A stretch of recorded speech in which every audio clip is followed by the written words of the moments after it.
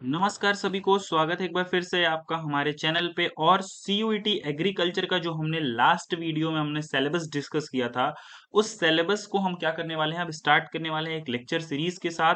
और इसमें आपके सीयूईटी पोर्शन से जितने भी आपके एग्जाम्स में टॉपिक पूछने वाले हैं, सीयूईटी एग्रीकल्चर के का जो एग्जाम होगा उसके एग्रीकल्चर के पोर्शंस में जितने भी टॉपिक्स आपको पढ़ने हैं और उससे जितने भी क्वेश्चंस आने हैं, उन सारे टॉपिक्स को हम यहाँ पे डिस्कस करने वाले हैं एक एक करके बारी बारी से हर एक लेक्चर्स में। तो आज हम अपने यूनिट फर्स्ट, जो एग्रीकल्चर का यूनिट फर्स्ट है सीयूईटी के सिलेबस में, उसमें जो एग्रोमेट्रोलॉजी वाला पोर्शन है उसको हम यहाँ पे स्टार्ट करने जा रहे हैं। और उसमें भी हम क्या पढ़ने वाले हैं स्पेसिफिकली, जो एलिमेंट्स ऑफ वेदर, यानी वेदर के जो आपके जो जितने भी एलिमेंट्स हैं, चाहे वो रेनफॉल हो, चाहे वो विंड वेलोसिटी हो, चाहे वो सोलर रेडिएशन हो, तो इन सब चीजों के बारे में हम लोग क्या करने वाले हैं, पूरा आज डिस्कशन करने वाले हैं। और आने वाले वीडियो में और भी जो एग्रोमेट्रोलॉजी का आगे का पोर्शन होगा उसको हम कवर करेंगे, और उसके बाद बाकी जो यूनिट्स होगी उनको भी हम क्या करेंगे, धीरे धीरे कवर करेंगे। चलिए स्टार्ट करते हैं एग्रोमेट्रोलॉजी आपका जो पोर्शन है उसको। तो सबसे पहले हम लोग देखेंगे कि एग्रोमेट्रोलॉजी और मेट्रोलॉजी क्या होता है, और उन उन सारे टर्म्स को डिस्कस करेंगे, साथ ही साथ वो सारे पॉइंट्स जहां से आपके एग्जाम में क्वेश्चन पूछे जा सकते हैं। तो चलिए सबसे पहले देखते हैं हम लोग मेट्रोलॉजी की डेफिनेशन, कि आखिर मेट्रोलॉजी जो है वो क्या होती है, और एग्रीकल्चर में इस मेट्रोलॉजी का क्या रोल है। ठीक है, तो देखिए meteorology can be defined as the science of atmosphere. ठीक है, जो आपका मौसम विज्ञान है इसको हम लोग किस किस रूप में परिभाषित कर सकते हैं, कि इसको हम लोग क्या समझते हैं, कि जो वायुमंडल है, ठीक है, हमारा जो वायुमंडल है, एटमॉस्फेयर जो हमारे चारों तरफ है, उसका जो विज्ञान है। ठीक है, अब इसमें भी क्या क्या, which deals with the physics, chemistry, ठीक है, and dynamics of the atmosphere, and also their direct and indirect effects on the earth surface, ocean, and thereby life in general. ठीक है, यानी जो भी आपके एटमॉस्फेयर में जो भी फिजिक्स, केमिस्ट्री और जो भी डायनेमिक्स चल रही है और एटमॉस्फेयर के अंदर, ठीक है, जो भी फिनोमेना चल रहे हैं उसकी वजह से, ठीक है, उसका जो डायरेक्ट इफेक्ट है और इनडायरेक्ट इफेक्ट है अर्थ के सरफेस पे और उस पे रहने वाले जीव जंतुओं पे, और उसके साथ साथ जो हमारे क्या है, जितने भी क्या है, सागर महासागर, ठीक है, ओशंस जो हैं उनके ऊपर इसका क्या इम्पैक्ट पड़ने वाला है, जो भी चीजें, जो भी फिनोमेना क्या हो रहा है आपके एटमॉस्फेयर के अंदर हो रहा है, ठीक है, वायुमंडल के अंदर जो भी फिनोमेना हो रहा है उसका इफेक्ट हमारे अर्थ पे रहने वाले, चाहे वो पानी में रहने वाले जीव जंतु हों, चाहे वो आपके जमीन पे जो टेरेस्ट्रियल एनिमल प्लांट्स हैं उनके ऊपर क्या इफेक्ट हो रहा है। तो इस सारे ऐसी साइंस जो इन सारी चीजों से क्या करती है, डील करती है, उसको हम लोग क्या बोलते हैं, मेट्रोलॉजी बोलते हैं। ठीक है, फिर उसके बाद अगर हम बात करते हैं किसकी, एग्रोमेट्रोलॉजी की। ठीक है, तो एग्रोमेट्रोलॉजी में क्या हो जाएगा, ये ऐसा मेट्रोलॉजी मेट्रोलॉजी का जो फिनोमेना है, ठीक है, जो स्टडी है आपकी, वो क्या होगी, एग्रीकल्चर स्पेसिफिक हो जाएगी यहाँ पे। ठीक है, तो agrometeorology mainly involves the interaction of meteorological and hydrological factors on one hand and and agriculture, which encompass horticulture, animal husbandry, forestry. ठीक है, और उसके साथ साथ क्रॉप प्रोडक्शन और जितने भी आपके एग्रीकल्चर के ब्रांचेस होंगे वो सारे इसके अंदर आ जाएंगे। ठीक है, तो देखिए एग्रोमेट्रोलॉजी बेसिकली क्या है, कि जो मेट्रोलॉजिकल फिनोमेना और हाइड्रोलॉजिकल फैक्टर है। ठीक है, देखिए जो आपका जो कृषि है वो मेनली किस चीज पे डिपेंड होता है, आपके वाटर पे डिपेंड होता है। ठीक है, जो रेनफॉल कैसी होगी, ठीक है, इरिगेशन आपको देना है। ठीक है, तो ज्यादातर चीजें क्या होती हैं, वाटर से जुड़ी होती हैं एग्रीकल्चर में, क्योंकि आपका इरिगेशन जो होता है one of the most major factor होता है एग्रीकल्चर के अंदर। और वो जो आपका रेनफॉल है, ठीक है, और या फिर जो आपका क्रॉप है जो हम लोग डिफरेंट डिफरेंट सीजन में लगाते हैं, वो भी क्या करेंगे, आपके जो मेट्रोलॉजिकल फिनोमिना है उससे क्या करेंगे, इंटरेक्ट करेंगे। ठीक है, अगर बारिश कम होती है तो हम अलग तरीके की फसलें लगाते हैं, अगर बारिश ज्यादा होती है तो हम अलग तरीके की फसलें लगाते हैं। ठीक है, तो वो सारी चीजें क्या होंगी यहाँ पे, जो एग्रोमेट्रोलॉजी होगा उसके अंदर हम लोग डिस्कस करते हैं, कि जो कृषि से जुड़े हुए जो आपका क्या है, मौसम विज्ञान है, ठीक है, उसके बारे में यहाँ पे क्या किया जाता है, डील किया जाता है। ठीक है, चलिए नेक्स्ट जो है आपका वो क्या है, आपका वेदर और क्लाइमेट। ठीक है, दो इंपॉर्टेंट कंपोनेंट्स हैं आपके किसके, जो आपके मेट्रोलॉजिकल फिनोमेना है। ठीक है, उसमें जो दो इंपॉर्टेंट चीज आती है वो क्या आती है, वेदर और क्लाइमेट, और आपसे डायरेक्ट क्वेश्चन पूछा जाता है वेदर और क्लाइमेट के अंदर क्या डिफरेंस है। ठीक है, और उसके साथ साथ अगर आपको इसका वो दे दिया गया, स्टेटमेंट दे दिया जाएगा और उसमें पूछा जाएगा कि वेदर क्या है, क्लाइमेट क्या है। ठीक है, सर्टेन रीजन में भी इससे क्वेश्चन आता है। तो देखिए वेदर क्या है, weather is the atmospheric condition of any place for a short period of time, ठीक है, यानी अगर छोटे समय के लिए, ठीक है, 1 दिन 2 दिन 3 दिन 4 दिन, ठीक है, अगर हम इस छोटे पीरियड के लिए हम क्या करते हैं, कुछ नंबर ऑफ डेज के लिए किसी जगह के एटमॉस्फेरिक कंडीशन को बताते हैं, जैसे फॉर एग्जांपल कि 3 दिन से क्या हो रही है, बारिश हो रही है, ठीक है, तो यानी जो वहां का जो एटमॉस्फेयर है उस समय 3 दिन के लिए वहां पे क्या है, रेनी एटमॉस्फेयर है, ठीक है, रेनी डे वहां पे है। या फिर हम बोल सकते हैं कि वहाँ यहाँ पे क्या है, 5 डेज से क्या है, ब्राइट सनशाइन है, ठीक है। तो ये सारे जो छोटे पीरियड के लिए हम किसी भी चीज को बता रहे हैं उसको हम क्या बोलते हैं, वेदर बोलते हैं, ठीक है, उसको हम क्या बोलते हैं, वेदर बोलते हैं। अगर हम किसके ठीक है, तो weather is atmospheric condition of any place for short period of time with respect to its one or more element such as temperature, pressure, wind, humidity, precipitation, sunshine, cloud cover etcetera, ठीक है। अगर हम इन सारी चीजों का compare करें और उसके अकॉर्डिंग हम क्या करेंगे, एक छोटे ड्यूरेशन के लिए बताएंगे कि उस जगह की जो एटमॉस्फेरिक कंडीशन है वो कैसी है, तो उसको हम क्या बोलते हैं, वेदर बोलते हैं, ठीक है।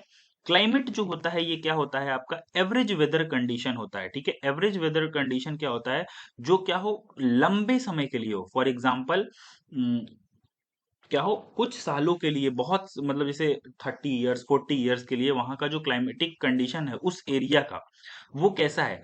फॉर एग्जाम्पल अगर हम बात करें जो जम्मू कश्मीर और हिमाचल प्रदेश वाला एरिया है उसको हम क्या बोलते हैं, वो टेम्परेट रीजन है। टेम्परेट होने का मतलब है कि वहां पे क्या होती है, ठंडी पड़ती है, टेम्परेट है। तो ये टेम्परेट है, बहुत सालों से क्या है, वो टेम्परेट है। हम जहाँ रहते हैं, तो जैसे कि अगर उत्तर प्रदेश बिहार जो आपका क्या है, सेंट्रल इंडिया वाला पोर्शन है, उसको हम क्या बोलते हैं, सब ट्रॉपिकल है, ठीक है। तो वहाँ का जो क्लाइमेटिक कंडीशन है वो कैसा है, सब ट्रॉपिकल है। वहाँ ठंडी भी पड़ेगी, बहुत ज्यादा पड़ेगी, और गर्मी भी पड़ेगी तो बहुत ज्यादा पड़ेगी, ठीक है। और उसके साथ साथ क्या होता है, जो ट्रॉपिकल क्लाइमेट कंडीशन है वहाँ पे क्या होगा, ना बहुत ज्यादा ठंडी पड़ती है ना बहुत ज्यादा गर्मी पड़ती है, तो नॉर्मल वहाँ पे रहता है। तो किसी भी जगह का अगर हम एवरेज वेदर कंडीशन बताते हैं बहुत सारे ईयर का जोड़ लेकर के, ठीक है, तो हम एवरेज लेकर के बताते हैं, तो उसको हम क्या बोलते हैं कि अगर हम क्या बता रहे हैं, लार्ज एरिया का बता रहे हैं और लार्ज टाइम ड्यूरेशन के लिए बता रहे हैं तो हम उसको क्लाइमेट बोलेंगे। शॉर्ट पीरियड के लिए किसी एक स्पेसिफिक छोटे से एरिया का, छोटे से प्लेस का हम बता रहे हैं तो उससे हम क्या बोलते हैं, वेदर बोलते हैं, ठीक है। अब इन दोनों में क्या होता है डिफरेंस, कि ये जो आपका वेदर होता है ये क्या हो जाता है, कुछ घंटे या कुछ मिनट्स में ही क्या हो सकता है, बदल सकता है। हो सकता है अभी बारिश हो रही है, अगले 5-10 मिनट में क्या हो जाए, वहां पे धूप निकल जाए, तो वहां का वेदर कंडीशन क्या हो सकता है, बहुत जल्दी बदल सकता है। लेकिन जो क्लाइमेटिक कंडीशन है वो इतनी जल्दी नहीं बदलती है, ठीक है। उसके लिए क्या होगा, जब पूरा तरह से क्लाइमेट चेंज होगा, ठीक है, 100 साल 200 साल में, तब वहां का जो क्या होगा, क्लाइमेटिक कंडीशन बदल सकता है। नहीं तो क्लाइमेटिक कंडीशन मोस्टली क्या रहता है, सेम रहता है ओवर द ईयर्स।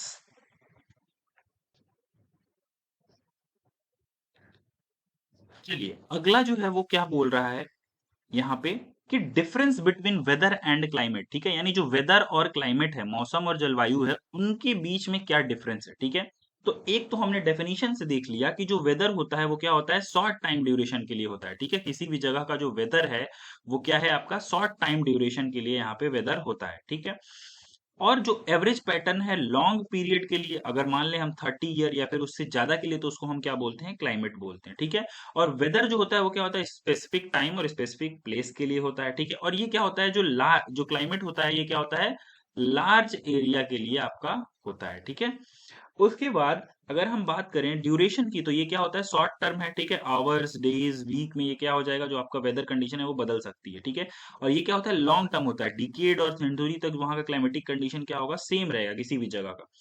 कंपोनेंट्स इसके अंदर क्या होते हैं, टेम्परेचर हो सकता है, रेनफॉल, ह्यूमिडिटी, विंड एटसेट्रा, ठीक है। और अगर हम बात करेंगे किसकी, क्लाइमेट की, तो वहां पे क्या होगा, average temperature, average rainfall, wind, humidity etcetera, ठीक है, ओवर मेनी इयर्स, ठीक है। हम बहुत सालों का क्या करेंगे, कंसीडर करेंगे, उस गिवन टाइम का कंसीडर नहीं करेंगे, ठीक है।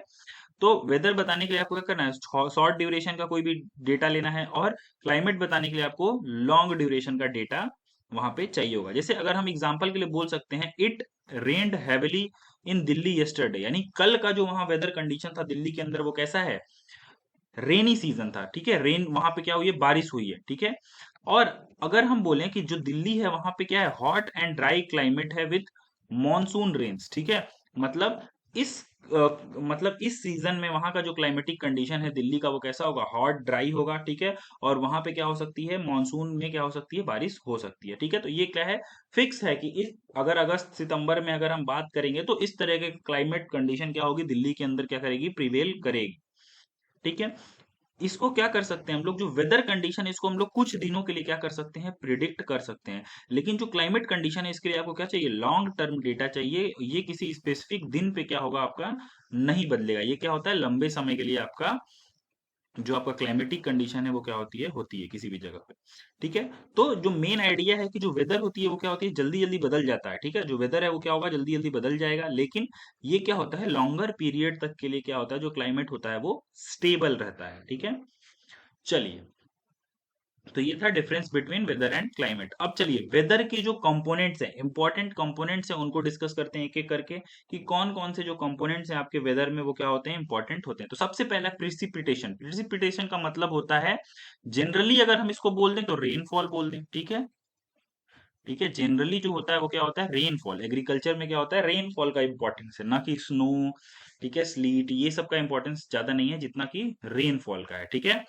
तो precipitation includes all form of water falling from the atmosphere, ठीक है। किसी भी फॉर्म में जो वाटर है वो क्या हो रहा है, एटमॉस्फियर से कहाँ आ रहा है, लैंड पे या फिर जमीन पे जो आ रहा है उसको हम क्या बोलते हैं, प्रिसिपिटेशन बोलते हैं। चाहे वो रेन के फॉर्म में आए, चाहे वो स्नो के फॉर्म में आए, चाहे वो हेल के फॉर्म में आए, चाहे फॉग के फॉर्म में आए, या फिर ड्यू के फॉर्म में आए, किसी भी फॉर्म में अगर वाटर आपके लैंड पे आता है तो उसको हम क्या बोलते हैं, प्रिसिपिटेशन बोलते हैं।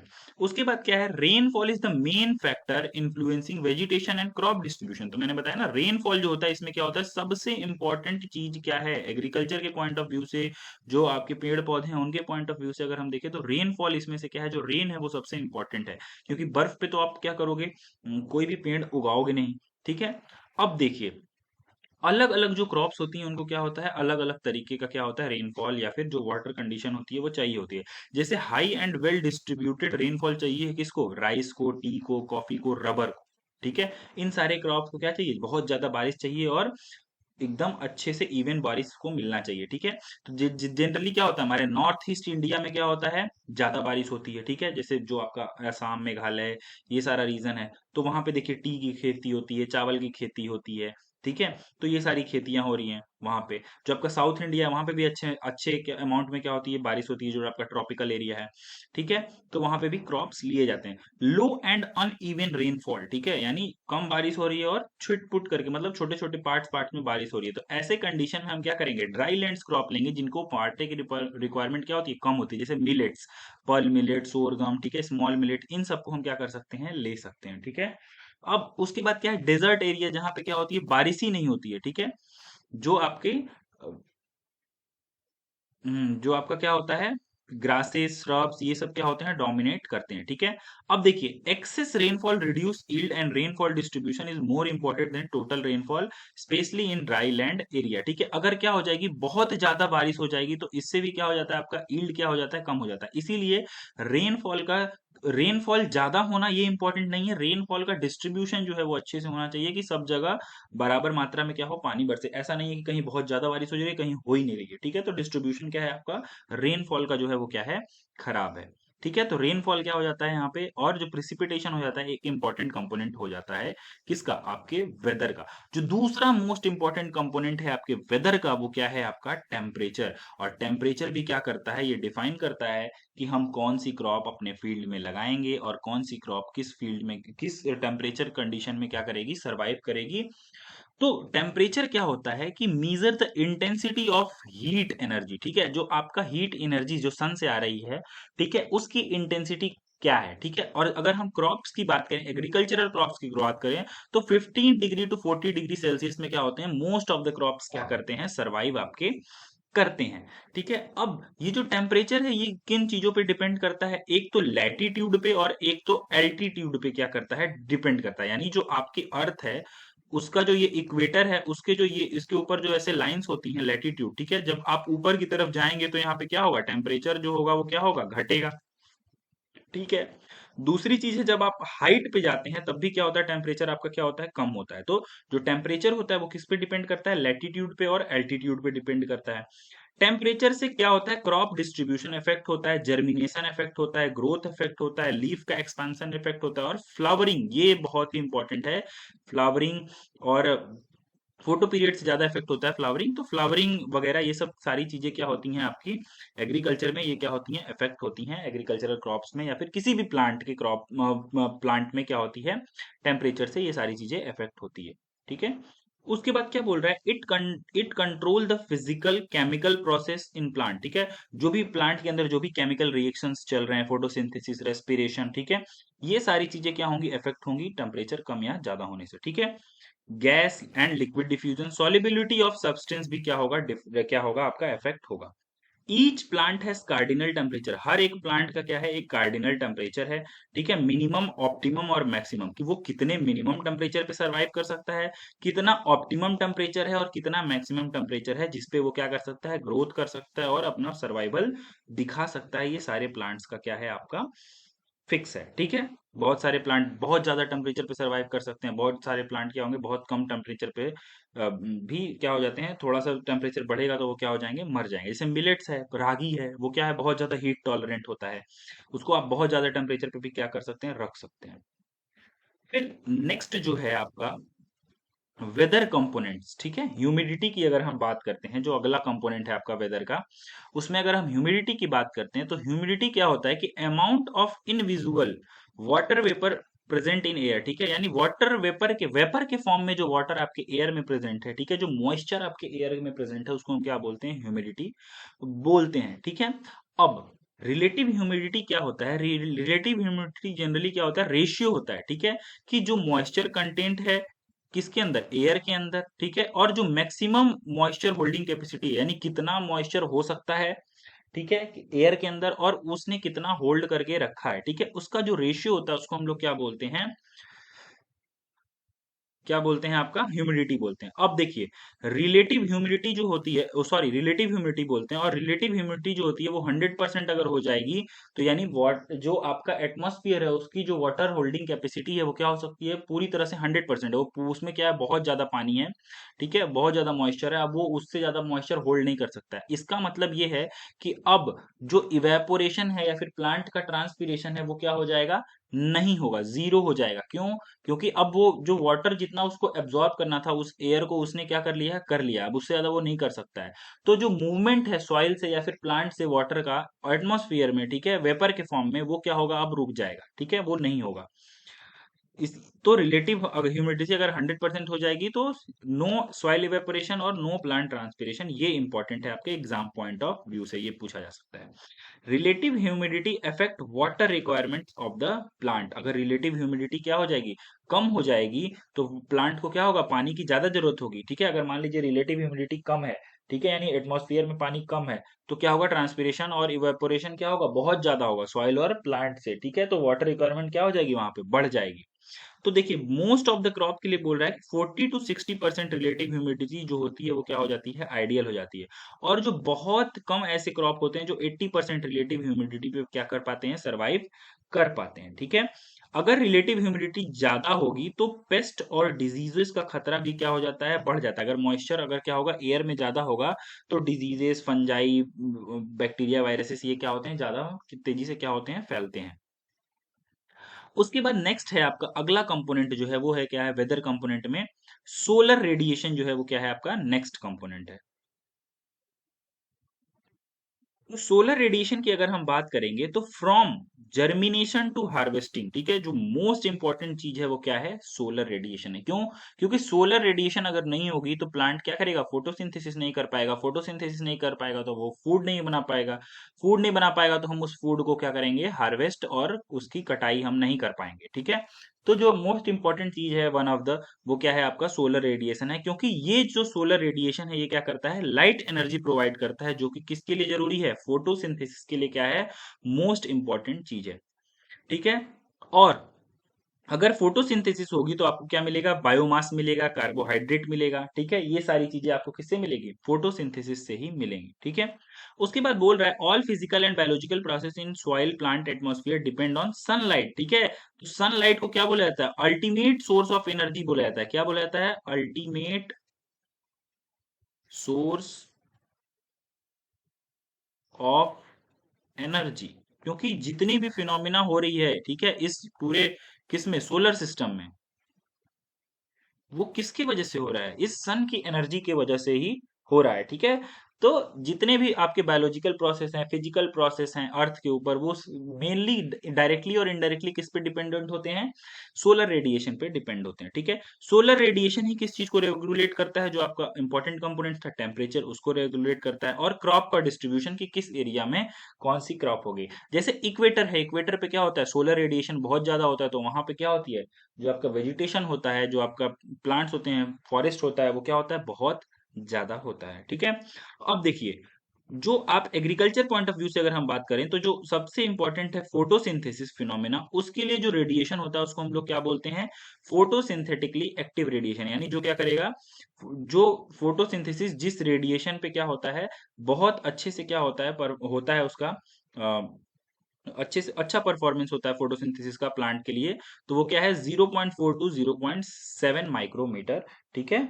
तो ये क्या है, वाइटल है किसके लिए, फोटोसिंथेसिस के लिए, ठीक है।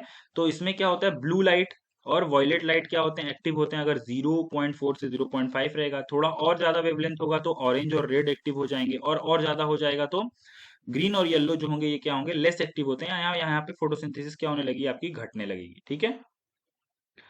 तो जनरली जो फोटोसिंथेसिस होती है वो क्या होती है, अगर हम मिक्स्ड लाइट देंगे, ठीक है, ब्लू लाइट और रेड लाइट दोनों जब मिक्स्ड लाइट रहती है, तो उसमें क्या होता है, जो फोटोसिंथेसिस होता है वो क्या होता है, सबसे मैक्सिमम आपको देखने को मिलता है, ठीक है।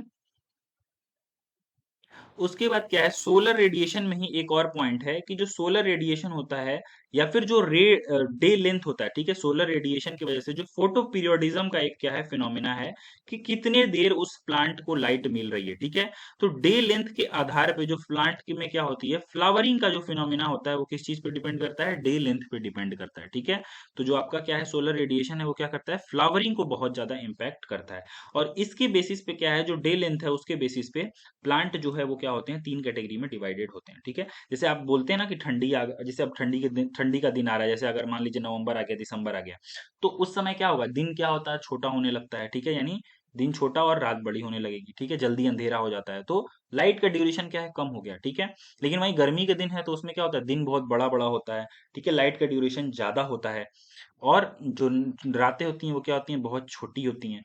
तो इसके अंदर क्या होता है, इसी के आधार पे जो शॉर्ट डे प्लांट्स हैं, ठीक है, जिनको क्या चाहिए, 9 घंटे से कम क्या चाहिए, लाइट चाहिए, जिनको हम क्या बोलते हैं, शॉर्ट डे प्लांट बोलते हैं, जैसे राइस, कॉटन, क्लस्टर बीन और लीमा बीन। किस चीज के लिए, फॉर फ्लावरिंग, किस चीज के लिए, फ्लावरिंग करने के लिए इनको 9 घंटे से कम की क्या चाहिए, लाइट ड्यूरेशन चाहिए। और लॉन्ग डे प्लांट में यही ड्यूरेशन क्या हो जाती है आपकी, ग्रेटर देन 13 आवर की क्या होती है, लाइट ड्यूरेशन वहां पे चाहिए होती है। तो जो आपका लॉन्ग डे प्लांट है उसमें क्या हो रहा है, 13 आवर से ज्यादा चाहिए। और इसके इस कंडीशन में हम क्या करते हैं, बार्ली, ओट, कैरेट, ओनियन और कैबेज जैसे प्लांट्स को उगाते हैं। तो जो देखिए ठंडी में लगाए जाते हैं प्लांट्स, उसमें क्या होता है कि उनकी जो फ्लावरिंग होगी कब होगी, होगी वो आपकी फरवरी, मार्च अप्रैल में होगी, ठीक है। तो वहां पे क्या होगा, डे लेंथ क्या हो जाएगा, फिर से क्या हो जाएगा, बड़ा हो जाएगा। और जो आपका हम लोग क्या करते हैं, जो आपका जुलाई में लगाया जाता है, तो वो नवंबर में और अक्टूबर में उनकी फ्लावरिंग होती है, तो उस समय क्या होता है, डे लेंथ बहुत छोटा हो जाता है। तो जिनको 9 आवर्स की 9 आवर से कम लाइट ड्यूरेशन चाहिए, तो ये 9 आवर्स लिखा हुआ है, जनरली इसको हम लोग 13 आवर्स बोलते हैं, ठीक है, कि 13 आवर्स से ज्यादा और 13 आवर से कम, ठीक है। अब जो नेक्स्ट है, उसमें क्या है, डे न्यूट्रल प्लांट है। डे न्यूट्रल प्लांट है जिनको डे लेंथ से कोई मतलब नहीं है, ठीक है।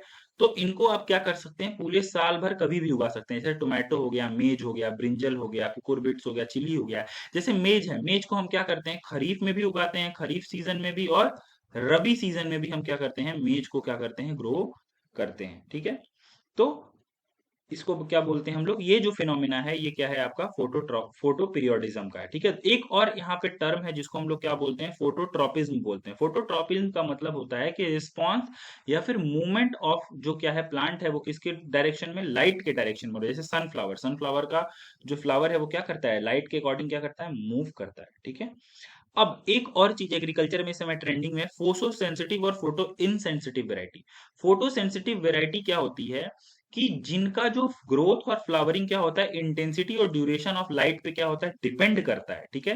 वो इफेक्ट होता है, ठीक है। तो जैसे अगर ये long day plant, day short day plant है, तो ये क्या हो रहे हैं, इफेक्ट हो रहे हैं, इंटेंसिटी और लाइट ड्यूरेशन से क्या हो रहे हैं, इफेक्ट हो रहे हैं, उनके में फ्लावरिंग इफेक्ट हो रही है। और ऐसे ही एक प्लांट होते हैं जिनको हम लोग क्या बोलते हैं, फोटो इनसेंसिटिव, ठीक है। यानी इनको कोई फर्क नहीं पड़ेगा लाइट का कैसा भी ड्यूरेशन हो, तो ये फोटो क्या हो जाएंगे, इनसेंसिटिव। लाइट के ड्यूरेशन और इंटेंसिटी से कोई इनको फर्क नहीं पड़ेगा, तो इनको हम क्या बोलेंगे, फोटो इनसेंसिटिव प्लांट्स बोलेंगे या फोटो इनसेंसिटिव वेराइटीज बोलेंगे। फिर उसके बाद क्या है, नेक्स्ट कंपोनेंट है विंड की वेलोसिटी, ठीक है। हवा की जो क्या गति है वो भी क्या करती है आपके एग्रीकल्चर में, जो वेदर है उसकी वजह से क्या होता है, इफेक्ट होता है, ठीक है। अब देखिए, मेन रोल जो होता है विंड का, वो क्या करता है, मॉइस्चर और हीट को कैरी करता है, ठीक है। हवा जो क्या करेगी, जो उसके अंदर नमी है, जो आपके किसके एटमॉस्फेयर में, और जो हीट है उसको क्या करती है, वो कैरी करती है एक जगह से दूसरी जगह, ठीक है। मूविंग एयर जो होती है वो सप्लाई करती है क्या, फ्रेश कार्बन डाइऑक्साइड, फोटोसिंथेसिस के लिए प्लांट को मिल जाएगा, ठीक है। विंड जो स्पीड है 4 से 6 किलोमीटर प्रति घंटे, वो क्या है, मोस्ट ऑफ द क्रॉप के लिए क्या है, सुटेबल है। उसमें आपको सब फ्रेश CO2 भी क्या होगा, प्लांट को मिलेगा, और ना ही प्लांट क्या हो जाएंगे, गिरेंगे, ठीक है। लेकिन अगर क्या हो जाए, हाई विंड स्पीड हो जाए, ठीक है, तो मैकेनिकल डैमेज जैसे बनाना, सुगर केन, ठीक है, ये प्लांट में क्या हो जाएगी, लॉजिंग हो जाएगी। वो क्या हो जाते हैं, जैसे आप खेत में देखे होंगे, जब जिस दिन बहुत आंधी वगैरह आती है तो बहुत सारे पेड़ क्या हो जाते हैं, खेत में सो जाते हैं, ठीक है। तो उनकी पत्तियां टूट जाएंगी, उनके जो तने हैं वो टूट जाएंगे।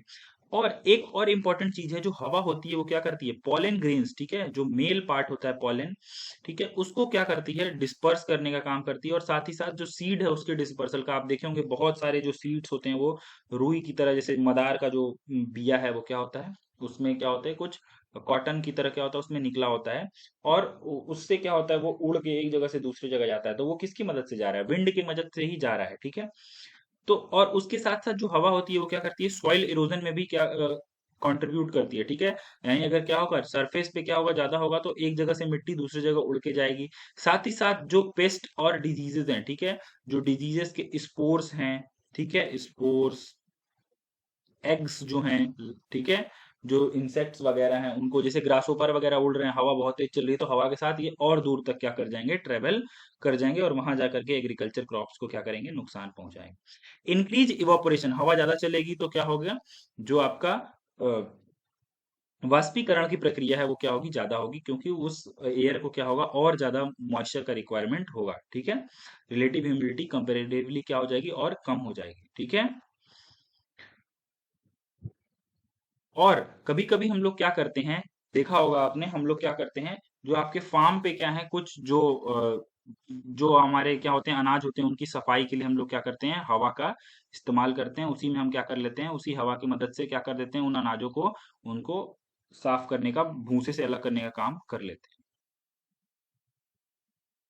चलिए नेक्स्ट हम बात करते हैं किसकी, वेदर फोरकास्टिंग की। जैसे अगर आपको क्या करना है, प्रिडिक्ट करना है, ठीक है। प्रिडिक्ट करना है मतलब, वेदर फोरकास्टिंग बेसिकली क्या होता है कि एडवांस इंफॉर्मेशन देनी है कि आने वाले कुछ दिनों में जो आपका वेदर है वो कैसा रहेगा, इस बार बारिश कितनी होगी, कैसी होगी बारिश, ठीक है। जैसे अगर मान लीजिए आपको बताना है कि अगले 5 दिनों तक मौसम कैसा रहेगा, बारिश की संभावना है कि नहीं है, ताकि जो फार्मर्स हैं, जो एग्रीकल्चर में जितने भी लोग काम कर रहे हैं, वो क्या कर सकें, उसके अकॉर्डिंग वह जो है वो क्या कर पाए, प्लान बना पाए कि हमें आगे कौन कौन सी एक्टिविटी एग्रीकल्चर में करनी है, ठीक है। तो हम लोग क्या बोलते हैं, प्रोबेबल फ्यूचर वेदर बताते हैं, ठीक है। एनालाइज करते हैं हम करंट डेट सिचुएशन की, कैसी करंट सिचुएशन है, और जो पास्ट के बहुत सालों की जो डेटा होता है उससे हम क्या करते हैं, एनालाइज करके बताते हैं कि आने वाले दिनों में जो आपका मौसम है वो कैसा रहेगा। Agriculture for the weather forecast जो होता है उसमें हम लोग क्या करते हैं, प्रेडिक्शन करते हैं वेदर एलिमेंट्स का कि सनशाइन कैसी रहेगी, ड्यू कैसी रहेगी, रिलेटिव ह्यूमिडिटी कैसी रहेगी, रेनफॉल कैसा रहेगा, टेम्परेचर कैसा रहेगा, हवा कितनी स्पीड से चलेगी। ठीक है, ये सारी चीज क्या करते हैं हम लोग बताते हैं एग्रीकल्चर वेदर फोरकास्ट में, जो क्या होती है इंपॉर्टेंट होती है डिफरेंट फार्मिंग ऑपरेशन को जो आपके एग्रीकल्चर फील्ड में या फिर जो हम क्या कर रहे हैं एग्रीकल्चर फार्म पे हम करते हैं उसको परफॉर्म करने में मदद करेगी। कि अगर मान लीजिए अगर बारिश होने वाली है और आपको पता है कि बारिश होने वाली है अगले 1-2 दिन में, तो आप क्या करेंगे, सिंचाई अपने खेत की नहीं करेंगे कि चलो बारिश हो ही जाएगी तो क्या हो जाएगा, खेत में पानी की पूर्ति हो जाएगी।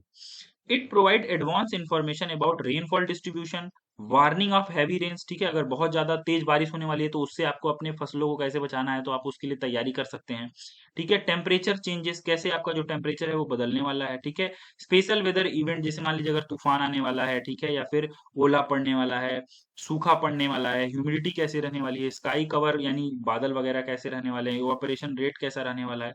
तो फार्मर अपने उसके अकॉर्डिंग क्या होगा डिसीजन अपने कि इस साल कौन सी आपको बारिश अगर इस साल कम होने वाली है तो हम कौन सी क्रॉप लगा सकते हैं। ठीक है, तो उसके अकॉर्डिंग वो डिसाइड कर लेगा। तो इसलिए वेदर फोरकास्टिंग भी क्या हो जाती है इंपॉर्टेंट हो जाती है। अब जो नेक्स्ट है, यहां से आपके एग्जाम में क्वेश्चन बहुत ज्यादा पूछा जाता है, क्लासिफिकेशन ऑफ वेदर फोरकास्टिंग। जो वेदर फोरकास्टिंग है based on the validity period time scale. ठीक है, इसको 3 पार्ट में डिवाइड किया गया है। एक शॉर्ट रेंज फोरकास्टिंग, ठीक है, जो थोड़ छोटे समय के लिए होती है। ठीक है, करंट साइनोप्टिक सिचुएशन को देख के बनाई जाती है, और 3 डेज के लिए 72 आवर्स तक क्या होती है वैलिड होती है। इसको हम लोग बोलते हैं शॉर्ट रेंज वेदर फोरकास्टिंग। और इसको हम क्या करते हैं, हर दिन में क्या होता है 2 बार इसको इशू किया जाता है लोकल वेदर जो सेंटर्स होते हैं उनके द्वारा।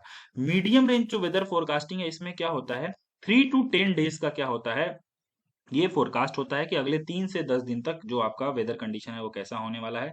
ठीक है, डिफरेंट एग्रो क्लाइमेटिक जोन में। फॉर एग्जांपल जैसे अगर मान लीजिए broadcast centre from weather forecasting Noida UP. ठीक है, वेदर फोरकास्टिंग का जो ब्रॉडकास्टिंग सेंटर है वो कहाँ है, नोएडा में प्रेजेंट है। ठीक है, अगर लॉन्ग रेंज की बात करें तो अगर 10 दिन से ज्यादा का क्या हो रही है फोरकास्टिंग हो रही है, जैसे कि किसी एक महीने की पूरी हो रही है, या फिर उस सीजन में मान लीजिए हम बोल रहे हैं कि जुलाई जो आपका ये खरीफ सीजन है उसमें कितनी बारिश होगी। ठीक है, उसकी हम फोरकास्टिंग करें तो उसको हम क्या बोलते हैं, लॉन्ग रेंज फोरकास्टिंग बोलते हैं। और इसको कौन देता है, आपका Indian meteorological department Pune Maharashtra. ठीक है, ये जो इंपॉर्टेंट कुछ आपके नाम्स है ना वेदर फोरकास्टिंग सेंटर्स नोएडा और जो आपका पुणे महाराष्ट्र वाला है, ये क्या है इंपॉर्टेंट होने वाला है आपके लिए एग्जाम पॉइंट ऑफ व्यू से, यहाँ से क्वेश्चन आपके बन सकते हैं। तो ये क्या था आपका वेदर फोरकास्टिंग। ठीक है, तो ये पूरा क्या था एग्रीकल्चर में एलिमेंट्स ऑफ वेदर, कौन कौन से एलिमेंट हैं, वेदर क्या होता है, क्लाइमेट क्या होता है। ठीक है, उसके बाद सोलर रेडिएशन क्या होता है, रेनफॉल क्या होता है, प्रिसिपिटेशन हमने पढ़ लिया, टेम्परेचर हमने देख लिया, साथ ही साथ वेदर फोरकास्टिंग देख लिया और वेदर फोरकास्टिंग का क्लासिफिकेशन देख लिया। ठीक है, तो ये क्या है एक बहुत ही इंपॉर्टेंट पोर्शन है आपके एग्रीकल्चर एग्जाम्स के लिए सीयूटी एग्रीकल्चर में। तो इसको आप अच्छे से इसको क्या करिए, सबसे पहले अपने कॉपी बना लीजिए, एक उसमें नोट डाउन कर लीजिए सारे पॉइंट्स को, जिससे जिससे क्या हो सकता, जो मैंने हाईलाइट किया है कि ये पॉइंट से क्वेश्चन बन सकते हैं, इंपॉर्टेंट है वो पॉइंट्स, तो उसको आप क्या कर सकते हैं अपने नोट्स में ऐड कर सकते हैं। तो ये था आज का पूरा लेक्चर। ऐसे ही और भी लेक्चर्स को देखने के लिए आप हमारे चैनल में डिफरेंट प्लेलिस्ट में जा सकते हैं और वहां से आप एक्सेस कर सकते हैं अलग अलग वीडियोस को, जिसमें हमने बहुत डिटेल में हर एक चीजों को क्या किया है एक्सप्लेन किया है। मिलते हैं नेक्स्ट वीडियो में कुछ और इन्फॉर्मेशन कुछ और अच्छे पॉइंट्स के साथ। तब तक के लिए धन्यवाद।